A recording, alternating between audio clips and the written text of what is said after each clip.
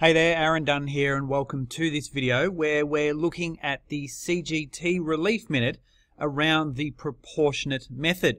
And this is where we have a fund that may have both accumulation and pension members, but qualify with the object of the CGT relief where they may be either reducing value to comply with the introduction of the transfer balance cap, or they were needing to comply with the TRIS reform. So you can see here we have to initially include our fund and trustee information.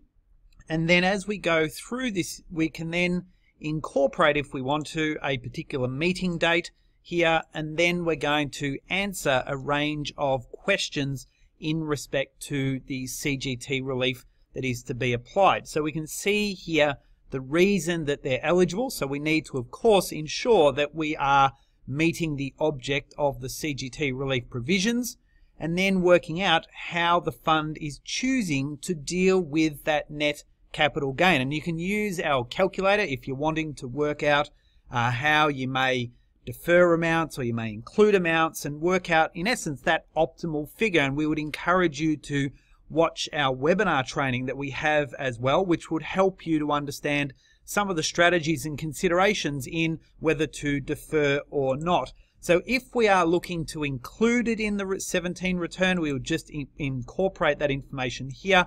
If we're choosing to defer until the realization event, we would then incorporate the amount of that notional capital gain that has been deferred. Or if we've got a combination of both, then again we would incorporate that information in here. So if we say we're going to defer and we've done that calculation and we say it may be $25,000, we then can simply incorporate that amount in there, and you'll see that in the completed document as to what will happen. So we now have the opportunity to review this information and then finally submit. If you are a silver or gold member, this is included as part of your membership.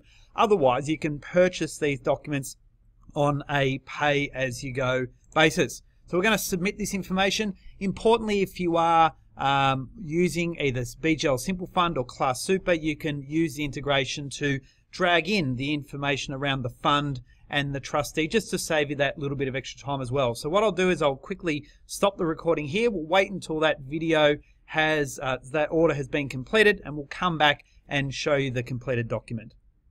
Okay, so we've now generated our document, and you can see here we have our completed CGT relief minute around the proportionate method. So first and foremost, we're complying with the object of the relief, the way in which we're claiming our tax exemption using the proportionate method, giving consideration to market value requirements with fund assets, the fact that we qualify for the CGT relief under the proportionate method, so those income tax transitional provisions in section 294.115. We have the requirements of the CGT event and how that reset occurs.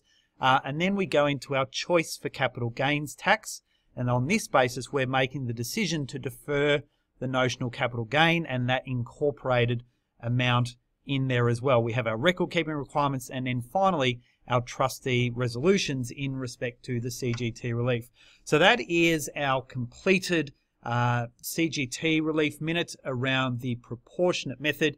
If you do have any further questions in respect to CGT relief, whether it's on the proportionate basis or the segregated basis, please feel free to get in contact with us either by email at info@smsfacademy.com.au or give us a call on 1300 95 94 76. Take care and bye for now.